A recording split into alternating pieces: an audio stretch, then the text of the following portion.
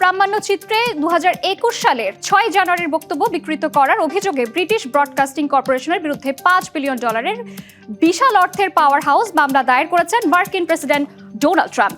স্থানীয় সময় সোমবার এক প্রতিবেদনে এ তথ্য নিশ্চিত করেছে ফক্স নিউজ। ফ্লোরিডার deceptive and unfair trade practices act লঙ্ঘন ও মানহানির অভিযোগে ট্রাম্প বিবিসির বিরুদ্ধে পৃথকভাবে $5 বিলিয়ন ক্ষতিপূরণের দাবি করেন। মামলাটি ফ্লোরিডার সাউদার্ন ডিস্ট্রিক্ট ফেডারেল কোর্টে ব্যক্তিগত ক্ষমতায় দায়ের করা হয়েছে এবং বিবাদী করা হয়েছে বিবিসি ও বিবিসি স্টুডিওর প্রোডাকশনসকে।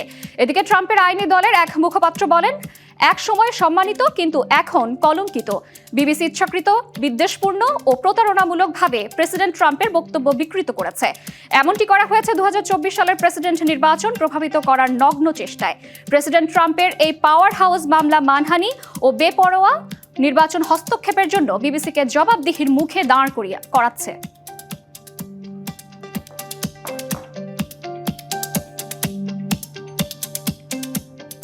নতুন এবং ফিরে আসা গ্রাহকদের জন্য নগদে চলছে ক্যাশব্যাক সহ প্রতিদিন হাজারো উপহার জেতার সুযোগ। হবে আশা আর ফেরা সারপ্রাইজ সেরা।